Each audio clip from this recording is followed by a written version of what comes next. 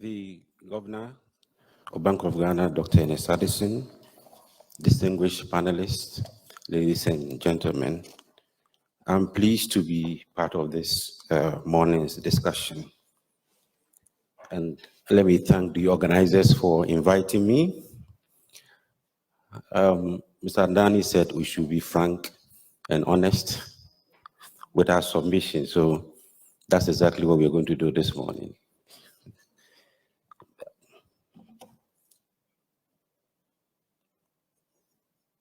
So I'll run you quickly within 5-10 minutes a few points that I've put down. First, about what I was tasked to do, sustainable exchange rate regime. Is our exchange rate sustainable? It is sustainable when your real exchange rate does not deviate significantly from the equilibrium exchange rate. In other words, if there is no intervention at all, if you allow demand and supply forces to determine your exchange rate, if you don't deviate significantly, then we can say it is sustainable. And that depends on a number of factors, your monetary factors, your real factors, and real economy issues, and of course, how much reserves our central bank is able to hold, and several other factors. I need to make this point that no country has maintained one exchange regime over a long period. You can have a floating, you can have a fixed. Sometimes we have managed floating. So just like we do, anytime there's a need for the central bank to intervene, we see our central bank stepping in as and when necessary. So that has to be noted.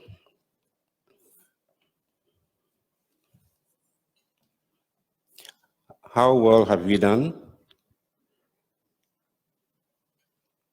The technology is failing me. Oh, yes. How well have we done in terms of our city's performance? To what extent have we stayed on course? And I think the governor went through this quite well. But you see that the depreciation didn't start today. It's been there since 1993. 92, 93. 93, we had the highest rate of depreciation, followed by 2014, and then the recent spate of depreciation. So it's not new. It tells you that our currency is weak. It's not strong enough. But I must also say that other currencies have done worse than our cedi. And all of us have to work towards ensuring that our currency becomes stable.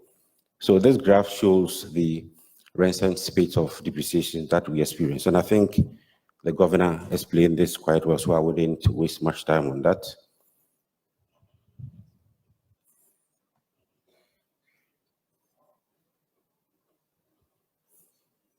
And of course, the factors that causes our exchange rate depreciation, returns on capital outflow, expectations that drives, that shocks and speculations. We see a lot of that happening on our economy. The recent IMF exit brought a lot of speculation that once they leave, we'll not be able to manage our economy. And I have witnessed a few visits from international financial institutions coming to assess our risk profile. And often and then they call on me to find out whether really our economy is stable enough to withstand the exit of the IMF. So speculations are quite key. Our monetary policy, the central bank's role, fiscal deficit, inflation are all critical. Then the real sector issues. We don't produce enough. We consume almost everything, from toothpick to Brazilian hair, anything you just mentioned, we import them. Preference for foreign goods, and many, many others. So I think we ought to be producing. So, but I'll focus my next 5 minutes on, I think this is where I want us to talk frankly and dispassionately. One is sustainable exchange rate. What are the best practices? What can we do to shore up our currency? enforcing the foreign exchange regulations. I think if you recall, 2014, 2015, when there was an attempt to enforce the regulations, it didn't work too well. I think it backfired. Why did it happen? But the perception was that government was trying to control, it was a control regime. So market players also reacted, and that did not help us. We need to do that, do this more carefully now. We should track demand. That's one area we feel in this country. People working and import or exchange foreign currency, we are not able to track demand effectively. If you go to South Africa, Kenya, Uganda, you cannot exchange currency without showing your passport. You cannot. And I'll share quickly share an experience with you. I had a gentleman from one of the international banks from South Africa. He said in his hotel, he took out his money, took out his passport, as is done in a decent economy, to change. He was giving the money, the teller or the receptionist never looked at his passport. He was that shocked. He was shocked. Hotels, forest bureaus, we don't track this. And I think I'm happy the governor is here. I have seen a circular written in December 2018 from the Bank of Ghana requesting all forest bureaus, etc., to be doing this. To what extent are they doing it? I think it's about time we track this carefully. And then the black market, they are driving the exchange rate strongly. These days, you can sit in the comfort of your home, call them, and then they'll come in on an Okada. And whatever amount you need, they will supply easily. So I think that's an area we need to be working on. Then the Chinese, we trade a lot with China. We do a lot of trading. Our traders, a lot of them go to China. I was involved in a study where we look at transnational traders. So I was in Mokala and other places we interviewed traders. Now, what do? They import. When they want to import or they want to go to China, they get the dollars. And some go as much as $500,000. They go through our ports. You ask yourself, what do the security people do? And some of them were telling us, you see, when they get to China, customs will ask them to display the money on the table. So they count, each of them check before they are allowed out. Some of the taxi drivers know that they are carrying this amount of money. So even to them, it is very, very risky. And I think this is an area, I'm happy Guta is here. Guta is an area I want you to challenge or educate your members. Why carry $500,000 and above on you to a foreign country? I think we are not helping the exchange rate, and that is something we need to work on. The use of Visa cards and the like. Sandani, I think your people should also look at that. How do we make it cheaper for traders to patronize the Visa cards so they don't have to carry all these amounts of money on them? And then there's also a talk about fixing the exchange rates at the ports so that if you import goods and you have to pay duty, it doesn't fluctuate frequently. At least for a quarter, there could be a fixed rate, and then it's revised as and when the exchange rate depreciates.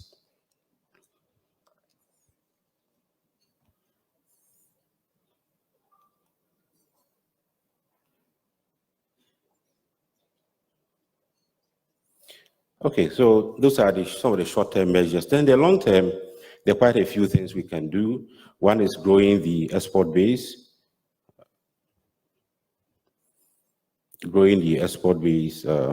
Buying made in Ghana goods. But it's not just buying made in Ghana goods. I think our producers should also live up to expectation. Our goods should be up to international standards. I had an experience of I champion made in Ghana goods. I said, look, let me buy local rice. We tried cooking local rice, and it didn't work out. I mean, all the other foreign rice that we have cooked, we didn't have to use any different method and technology.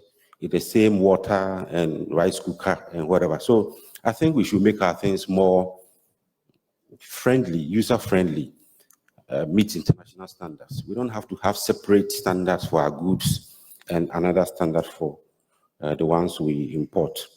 Of course, managing the debt, the governor has spoken about that. One area that worries me is the amount of foreign denominated debt or bonds that we are accruing, because they can make or make you. These investors can just exit the market and you'll be found wanting. Our debt to GDP ratio has come down. At the moment, I'm told it's about 58 or 59% thereabout, but we need to 58.98% debt GDP ratio. We are still being described as a country that is at risk of high debt distress, and that is something we ought to check. Increased foreign debt is something I have mentioned, that the risk of capital flight and its effect on our exchange rate is quite significant. Growing the real economy, very important. We need an expanded export base, not the basic commodities that we continue to produce. Let's expand non-traditional exports.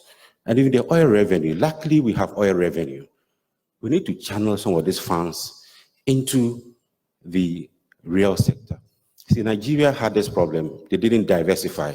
In 2016, there was a recession because when oil prices kept going down, they couldn't manage it. Let's avoid the mistakes of the past or what our neighbors have done and diversify our production. Imports. We import almost everything. Now, because there are no jobs, when people find a bit of capital, they go to Togo, some go to Nigeria, depending on the size of your capital, Dubai, China. So we import almost everything. One thing we import so much is rice. If you look at UNCTAD trade statistics, rice is the sixth amongst our imports. The sixth.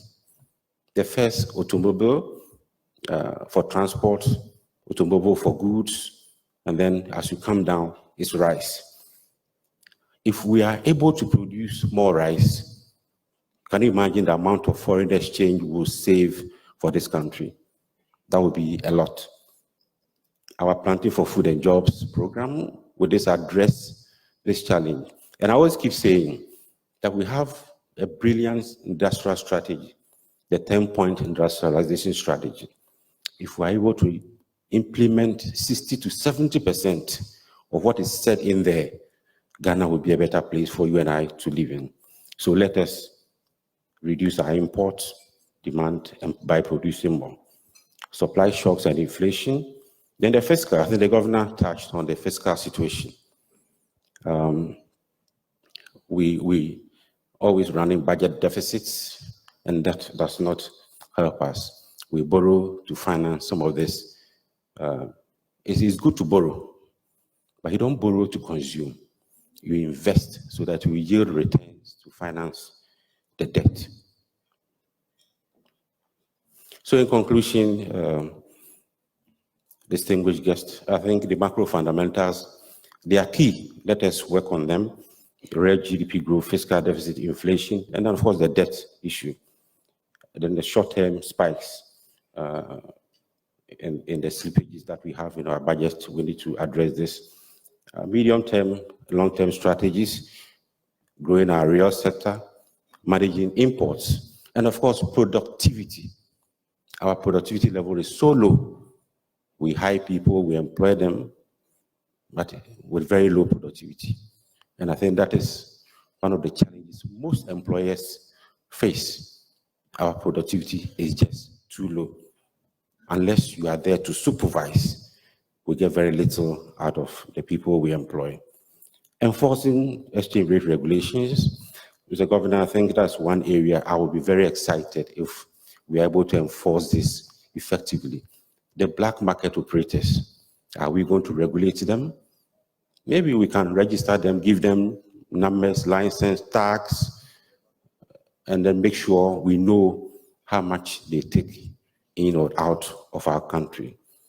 Facilitating trade between Ghana and China through our banks. The amount of fiscal dollars we carry out is enormous, and that is not helping the foreign exchange or our city.